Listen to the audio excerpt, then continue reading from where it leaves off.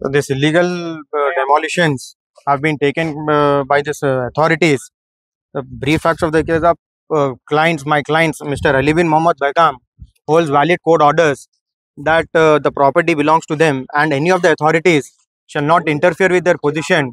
And the authorities are also further directed to strictly follow the due process of law before they interfere with the position, or even at least if they carry out any demolition drive. But and this order was passed by the Honorable High Court, which were not even challenged by way of any writ appeal. ये orders को challenge भी नहीं किया गया था कहीं पर भी, and without challenging the orders और without following the due process of law and without even issuing notice to any of my client, the authorities have illegally carried out this demolition drive early morning.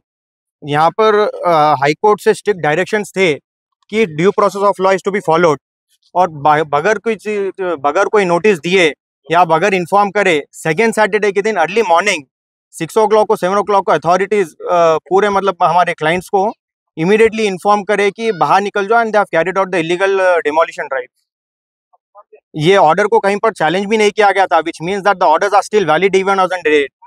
Second Saturday के दिन ये illegal डेमोलिशंस किए गए हैं. ये सालों से हमारे क्लाइंट्स पोजीशन होल्ड कर रहे हैं, सालों से हमारे क्लाइंट्स का ही पोजीशन है, ये टाइटल भी इन्हीं का है.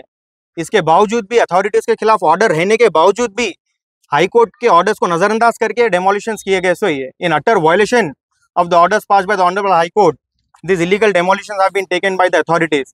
अथॉरिटीज का काम है to safeguard the interest of the public, but इन लोगों इनका इलीगल तरीके से ये डेमोलिशंस किए गए. सो ये सुबह सुबह without even issuing any notice. क्या लगता है आपको ये एफटीएल लैंड कितने दिन से जो चला है, आज जो इशू करने का क्या मतलब है? ये बस देखिए मेरी एक क्वेश्चन है, काफी देर से जो काम हुआ कितने दिन गवर्नमेंट क्या करी थी, उसके बाद अचानक ये दिन आके तोड़ने का मतलब? ये बस आसपास के लोगों की मिली भगत है. ये आसपास के लोगों की मिली भगत है.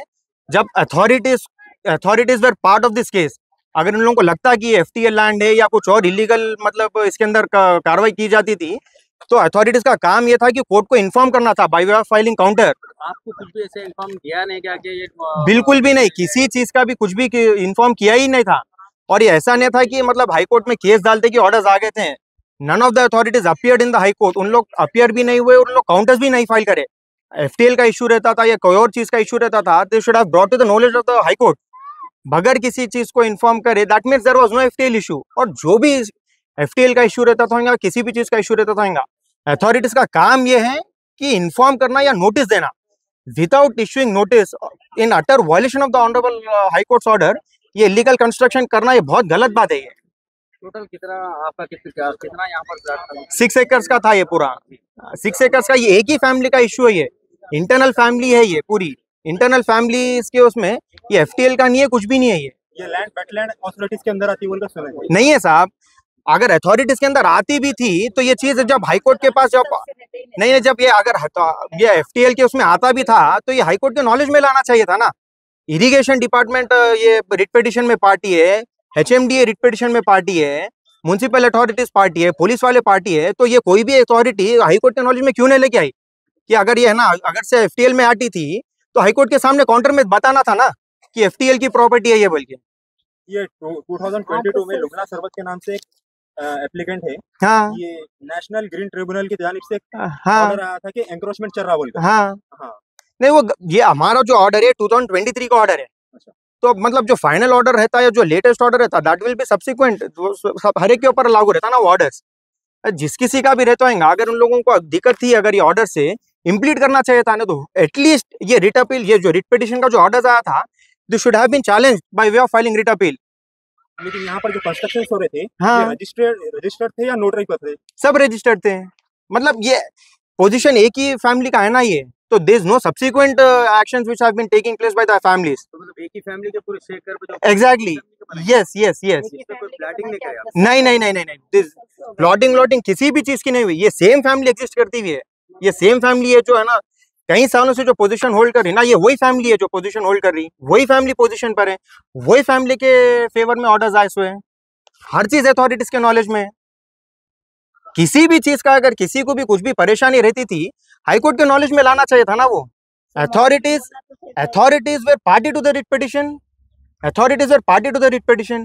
ये रिट पिटिशन फाइल होता है जनवरी में और इसके ऑर्डर्स आते हैं मार्च में। 3 महीने तक ये ऑर्डर्स, 3 महीने तक ये रिट पिटिशन पेंडिंग था। 3 months the High Court has given opportunity to file the counter, but none of the authorities or none of the respondents, कोई भी किसी भी चीज का काउंटर फाइल नहीं करते हैं, किसी भी चीज की धिक्कार नहीं करते हैं हाई कोर्ट में, किसी भी चीज का वो बताते नहीं है। हाई कोर्ट ऑर्डर्स पास कर देता है। ये ऑर्डर्स पास हुए भी कब देखिए, ये 28 मार्च 2023, ऑलमोस्ट ऑल 1.5 साल से ये हाई कोर्ट का ऑर्डर्स है, सबसिस्टिंग है। अगर ये हाई कोर्ट के ऑर्डर्स को लेकर अगर कुछ परेशानी रहती थी तो रिट अपील फाइल कर सकते थे, रिट अपील भी फाइल नहीं किए। That means even as on the date the order is binding upon all the authorities, be it irrigation department, be it the HMDA, be it municipalities, be it the police department। इतने लोगों के खिलाफ ये order binding रहते हुए भी आज सुबह सुबह सेकंड सैटरडे का दिन रहते हुए भी 6:30 बजे आके डेमोलिशंस कैरी आउट करते हैं। फिर ये जैसे कि आप अभी बोले 2023 में ऑर्डर पास हुआ, तो Yes. आप लोग कुछ स्टे वगैरह कुछ लाए थे? ये हम लोगों के फेवर में चना साहब, ये ऑर्डर हम लोगों के खिलाफ, हम लोगों के फेवर में ऑर्डर रहने के बाद हम लोग क्यों स्टे लेके आएंगे? ये ऑर्डर्स तो अथॉरिटीज के खिलाफ है। अथॉरिटीज रिट अपील फाइल नहीं करते हैं और कुछ नहीं करते हैं। और सेकेंड सैटरडे के दिन 1.5 साल के बाद FTL बोलते हैं या इरिगेशन डिपार्टमेंट बोलते हैं, कुछ भी बोलते हैं, 6:30 बजे आके इमीडिएटली है ना डिमोलिशन करते हैं। ये any of this will follow its own process then. सारी इज्जतें अल्लाह ही के लिए है और अल्लाह ही मेहरबान निहायत रहम वाला है। हज और उम्रा का फरीजा अदा कीजिए Al-Hind global services private limited के स्टार और बजट पैकेजेस के साथ। हरमैन शरीफ के करीब स्टार होटल्स में क़याम, 3 वक्त हैदराबादी जायकेदार खाने, AC बसेस के जरिए मुक़द्दस मुकामात की ज़ियारतें, सऊदी एयरलाइंस की डायरेक्ट फ्लाइट, हुकूमत सऊदी अरब और हुकूमत हिंदुस्तान से मंजूर शुदा। अल-हिंद ट्रैवल्स की जानिब से हाजियों के लिए एक बेहतरीन तोहफा। अल-हिंद के साथ उम्रा ट्रैवल करने वालों के लिए नेक्स्ट उम्रा ट्रिप पर 1% कैशबैक हासिल कीजिए। मुख्तलिफ ममालिक के वीज़ास और एयर टिकटिंग के लिए एक बार जरूर तशरीफ लाएं। आज ही अपना सफर बुक करें। अल-हिंद global services private limited, first floor, Babu Khan estate, Bashirbagh, Hyderabad. Contact 9949940160 और 040295629।